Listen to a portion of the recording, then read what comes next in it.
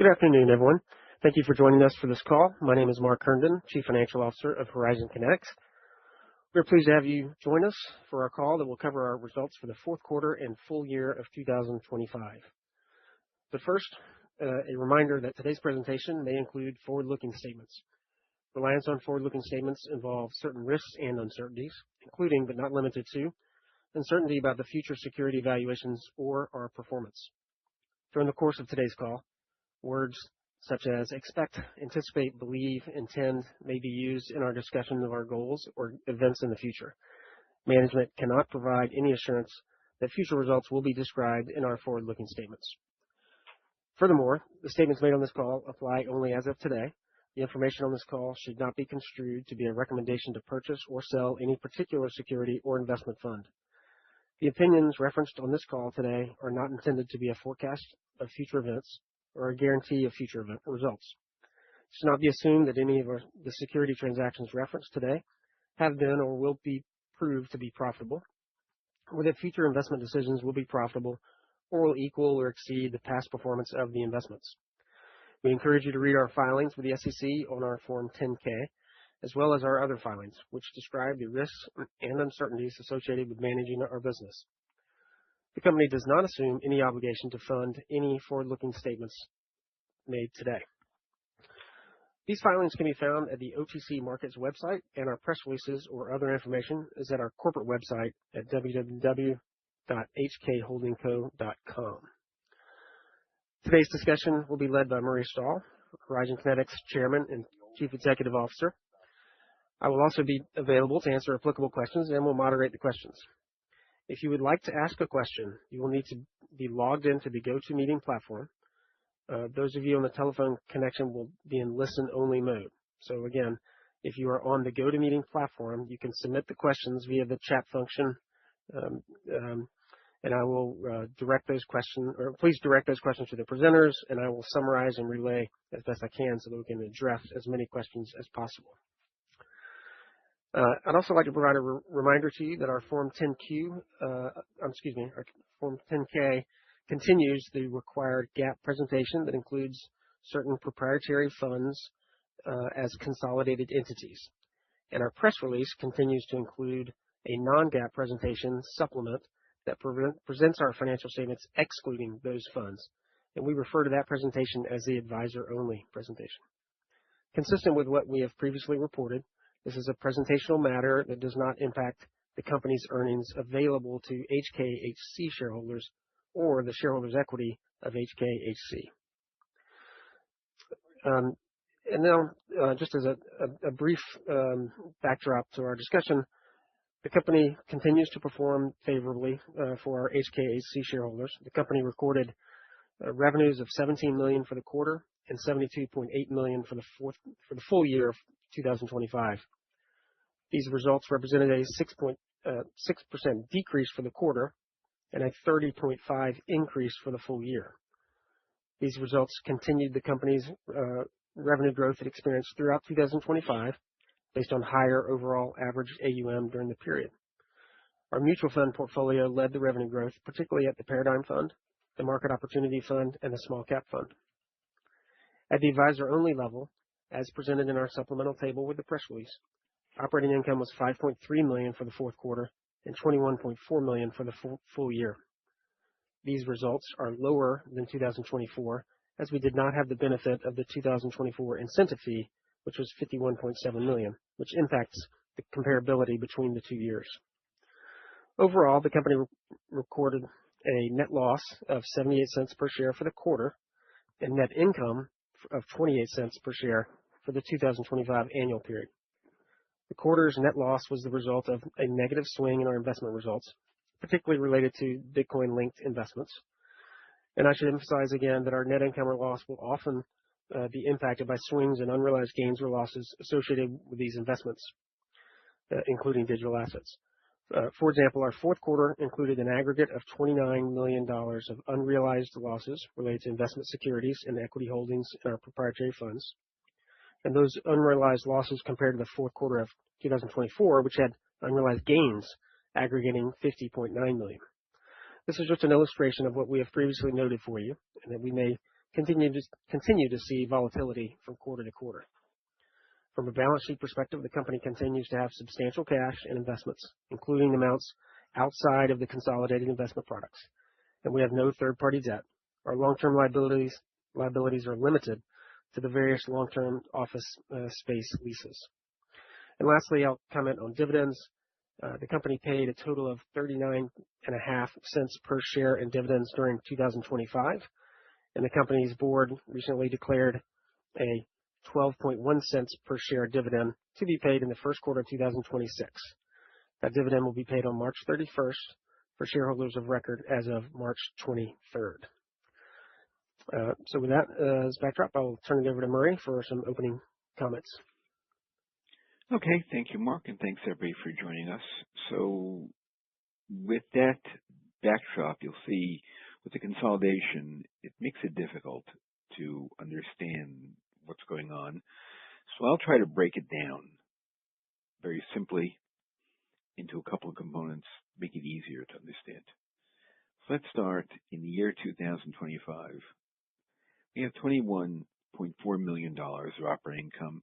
That operating income represents the business in a normalized basis, excluding performance fees.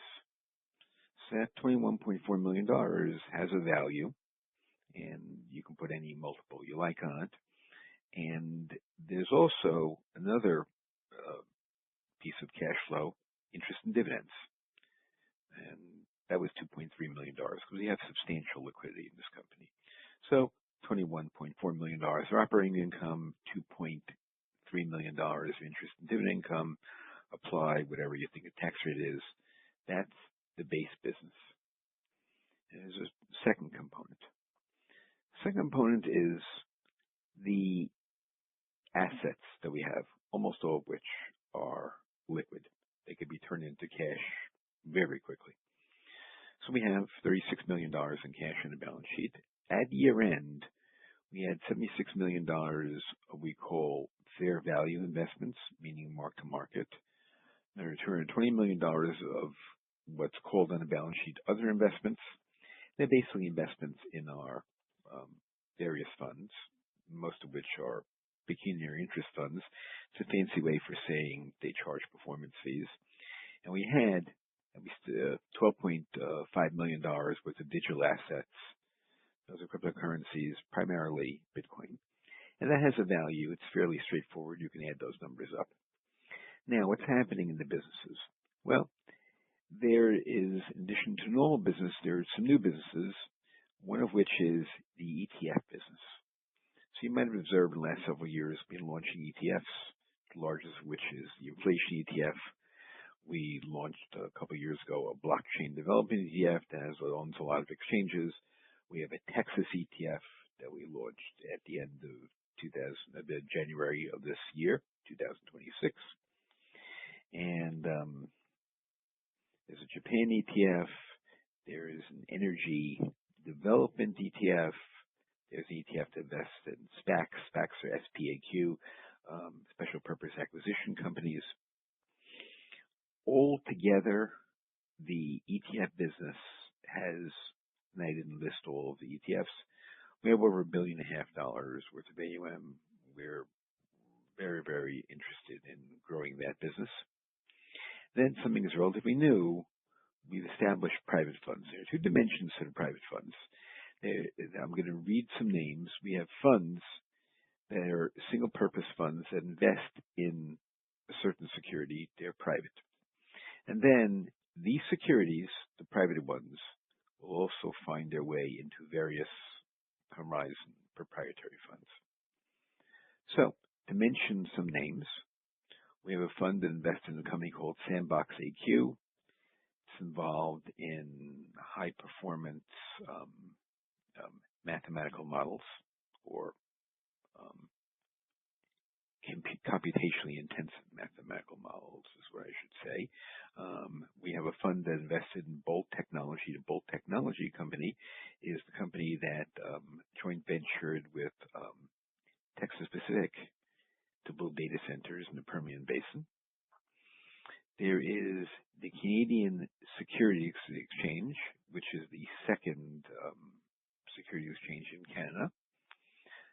rights and privileges of Toronto Stock Exchange, and it's growing fairly nicely. It's something called Tetra Trust. Tetra Trust is a custodian of cryptocurrencies that is launching, or maybe I should say has launched, a stablecoin in Canadian dollars. It will be the first Canadian dollar stablecoin. At the moment, stablecoin market, which is growing very rapidly in the world, is dollar denominated. So to the best of my knowledge, there is no Canadian dollar stablecoin. If there is one, its size is fairly de minimis. Tetra is partnering with some very large institutions, so I'm very hopeful that's going to be successful. We have a fund that invests in private royalties, although it has some public securities as well, so it's a mix. I count that among the private funds. And then there is MIAX. So MIAX is the outgrowth of some private investments we made years ago. We invested in MIAX directly, and we also invested in the Minneapolis Grain Exchange, of which we're the largest holder for a number of years, and we invested in the Bermuda Stock Exchange, private exchange, in which we're the largest holder for a number of years. Those two exchanges merged with MIAX. We ended up with MIAX shares. MIAX in August 2025 became a publicly traded company. So we are entitled to a performance fee that we did not recognize in the fourth quarter of 2025, but we are highly likely to recognize in the first quarter of 2026. And there is some verbiage in the 10K about it. It's not easy to see, which is another way of saying it's very easy to miss. But in round numbers, you might think of a sum of, the best estimate I give you is $22 million of performance fees. You can see this performance fee is the size, more or less, of the operating income for the entirety of 2025. And you can see why the private investments are so important. And you can also see it in the 2024 performance fees, except 2024 performance fees were made by publicly traded securities. We can still make those fees in 2026, but the difference between the private funds and the public funds are the public funds fluctuate, and we can attain a high water mark, but we might not stay at that high water mark every year, and therefore we might episodically miss a year or two in performance fees. With the private equity, you leave the predominant practices, you leave the investment at cost until you have a reason to change it, either positively or negatively. If it's positive, you accrue a performance fee. If there's a realization event, you collect the performance fee. So that's the way it is. So the potential to collect performance fees is greater than any time in our history. And one other thing I'd like to mention, there's a private investment. It's not in any fund. Just made it to ourselves. We own the company called Hashmaster. Sometimes we refer to it as HM Tech. It was involved in mining Bitcoin, and we merged that with another private company called Syntec, SYNTQ. And now we are a proud investor of this company, Syntec, and we've received a fair amount of compensation for that, largely in Syntec equity. So we're carrying that at its cost value, meaning the value that we collected at the time, and we have high hopes for that as well. So there's a lot of asset power in this company, a lot of potential earnings power in this company, and a tremendous amount of liquidity in this company. So that gives you an overview of what we're up to, and I think now is a great time to go to questions. If there are any questions, I'd be delighted to answer them. Okay. We don't have much, but I'll start with one about recent developments in the Middle East. And the question is, have you Have your long-term forecast for commodity prices or inflation in general changed in any meaningful way?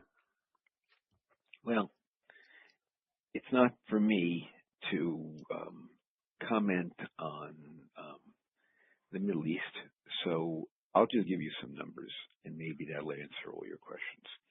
You might not know it, and you might not believe it, but there is a Tehran is the capital of Iran. There is a Tehran stock exchange. You might not know it, and you might not believe it, but there actually is a Tehran stock exchange index. By the way, there are index funds and ETFs in Tehran, so it shows you how far things have gone. So with all war talk and everything else, and before the war, there was all the unrest, there was all the civil unrest and what have you. So the civil unrest, you might recall, started in the summer. So I personally would date it in August. So on August 19th, 2025, the Tehran Stock Exchange index traded an index price. Now, this is not the way we calculate Dow Jones. There's a way of doing it. It's actually calculated in the millions, but the index value, such as it was on that day, was, I'm going to read this, so I don't want to get it wrong. Let's see if I can get this. Here we go. Bear with me just 1 minute. I get the value right. So the index value on August,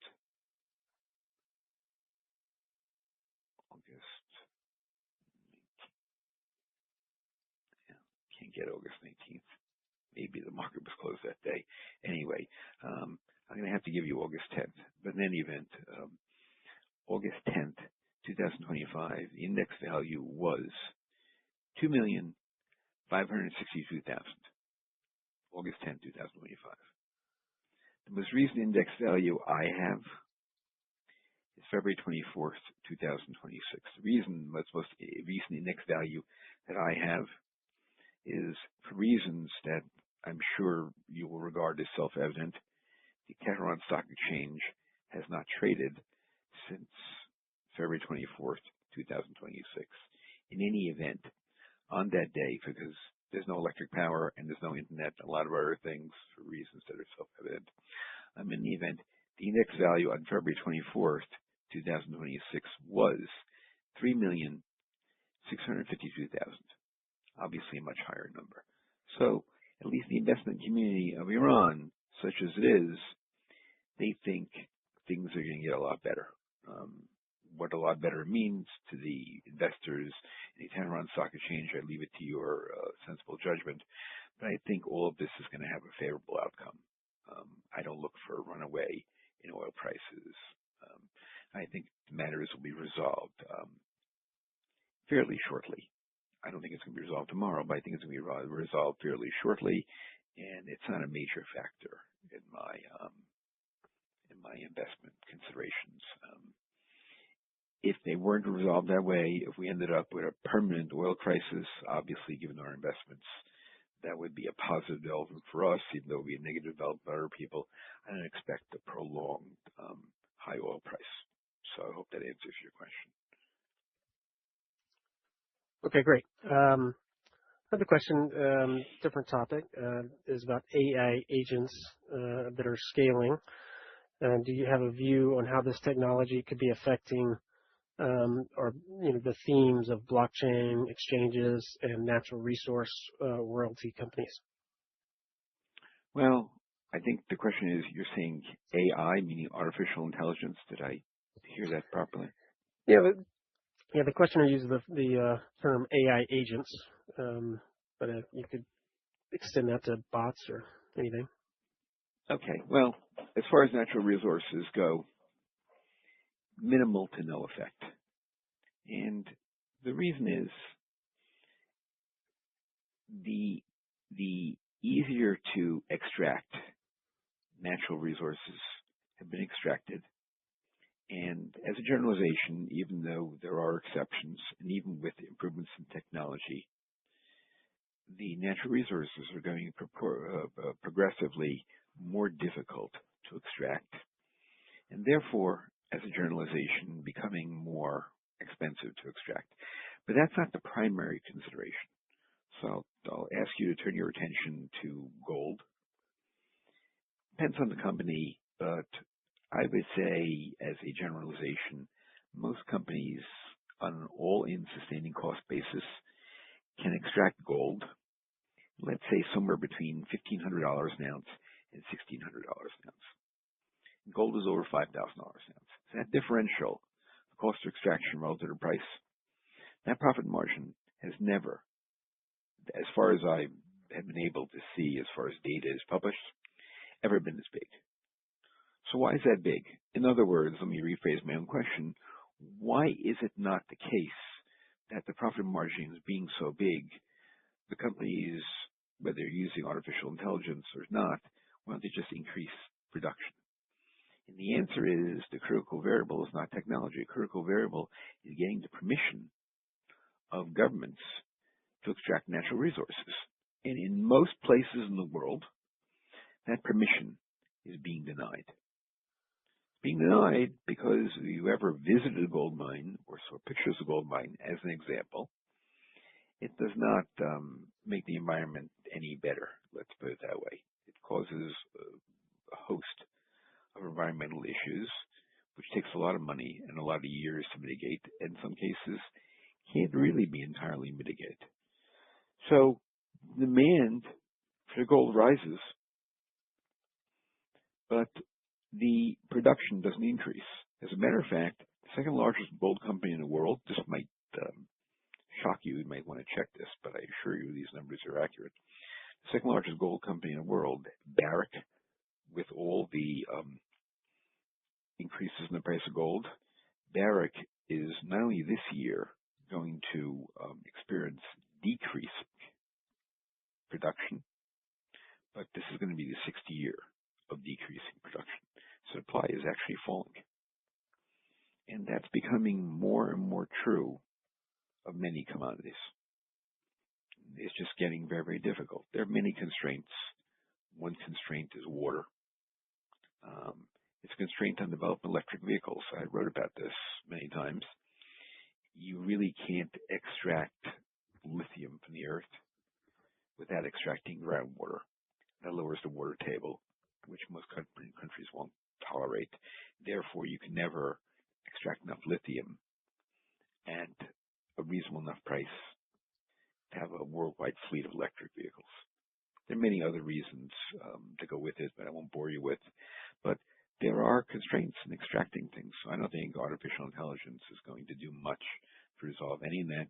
And one more thing, which I don't think you asked in your question, but I'll add it just as my own commentary. A lot of people talk about the coming job replacements and all the people are going to be made redundant because of artificial intelligence. And I really personally take great issue with that. I don't think it's true. I don't think it's going to happen. And it's a very lengthy discussion, and I'd be glad to discuss with people. But as a piece of evidence, I ask you to turn your attention to year 1900 and think about how many jobs were available in 1900 that are A, not particularly skilled jobs, and B, skilled or unskilled, don't even exist today because they've been automated. Nevertheless, the worldwide demand for unskilled labor is the highest it's ever been.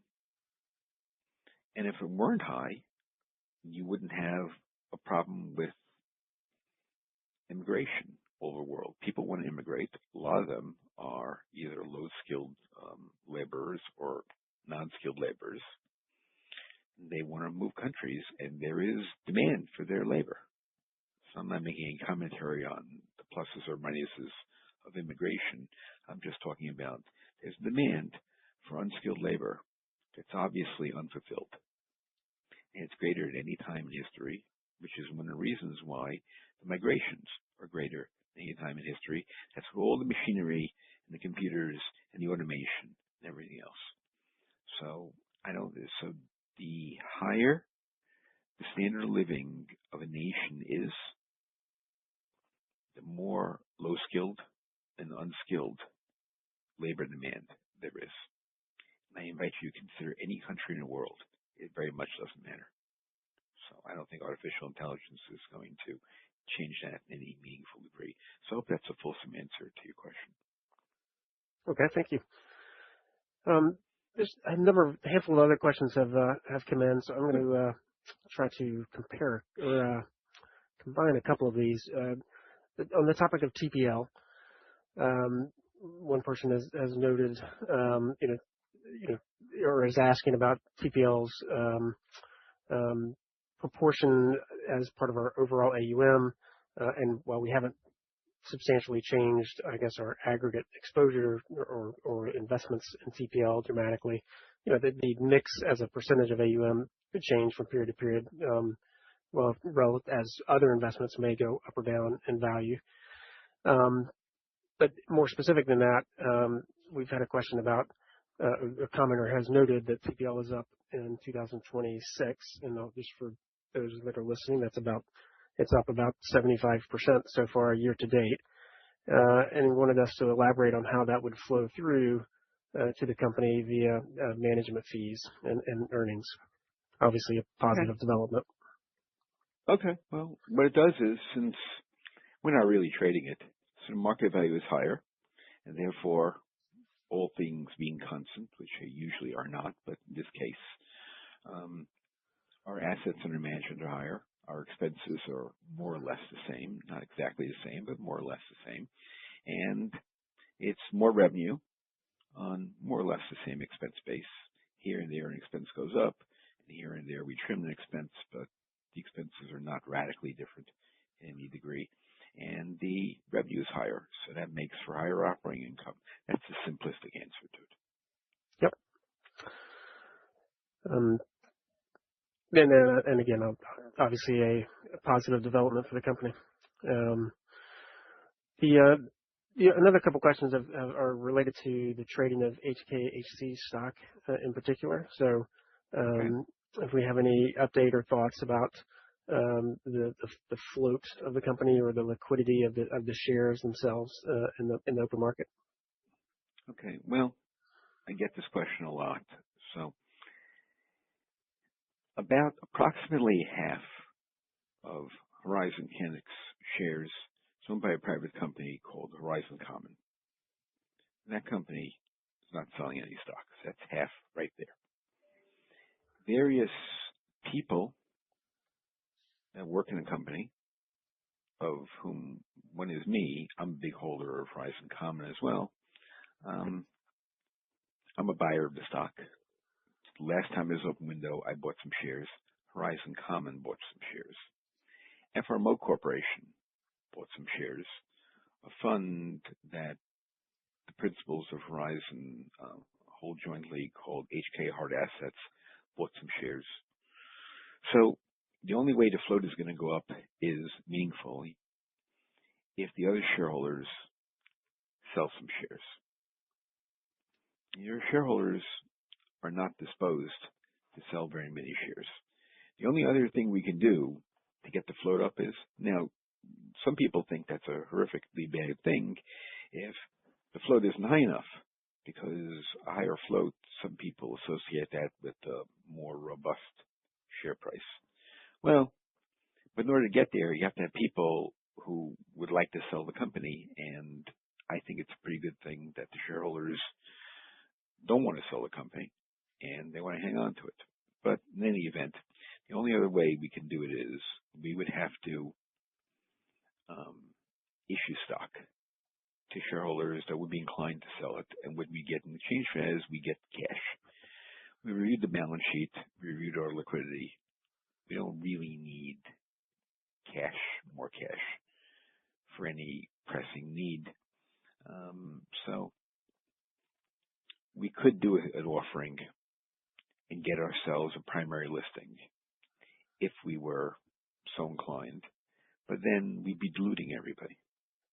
So the question is it worth it to issue some shares and put some more cash in the balance sheet with a view to making the stock more liquid? Those are the only two ways it can happen. Now, some of the shareholders are older, and I suspect for estate planning purposes, other reasons, they will sell some shares. So, matter of fact, I'm aware of one estate that's in the process of being settled that will probably want to sell some shares at some point in time, but time is not going to be tomorrow. What day is going to be, I don't have the slightest idea. So eventually, some shares will come out. I myself, as I said last time, I myself was a buyer of shares. So in open windows, my history has been, I've been a buyer.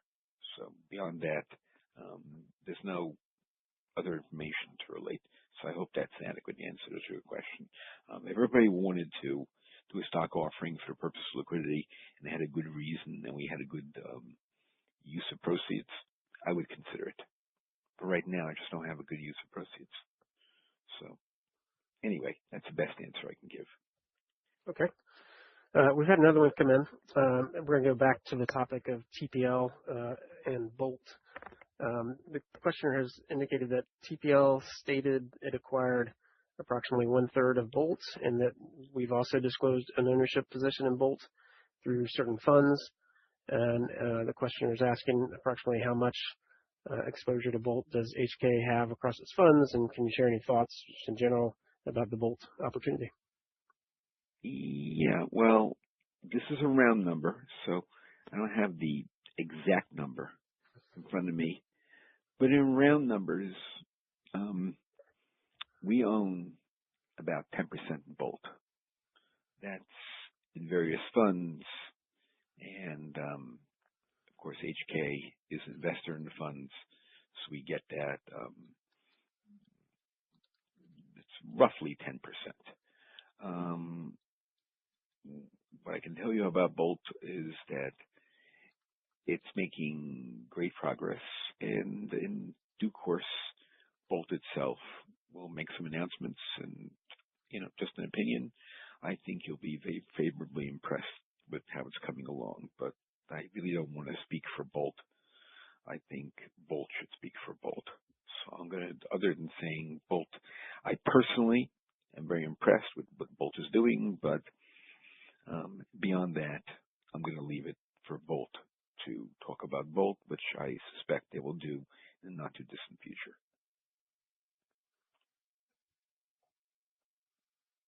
Okay.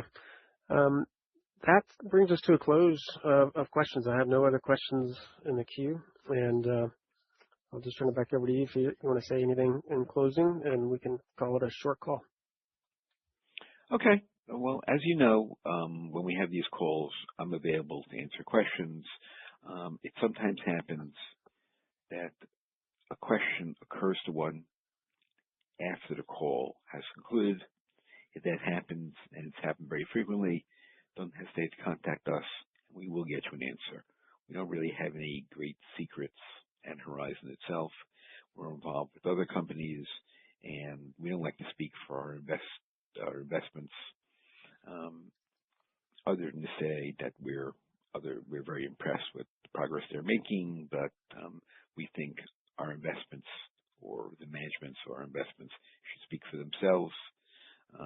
But if there are questions we can answer about Horizon or anything that's of interest that's permissible to talk about, be delighted to answer it. So don't hesitate to contact us. And of course, normally I say we're going to reprise this in about 90 days. But I think in this particular case, given the date, I think we're going to reprise this in less than 90 days. Is that accurate, Mark? That is correct. That is correct. Yes. It'll be the early to mid-May that investors should expect to see our 10Q and this call. Okay. So at that time, we're going to have a 10Q, and shortly thereafter, we're going to have Q&A. And I hope to see all of you then, and I'll be delighted to answer any questions in the interim. And failing that, I'll be available on next call. So thanks for your interest, and thanks for attending. And I'm going to sign off and just say good afternoon. Thanks again.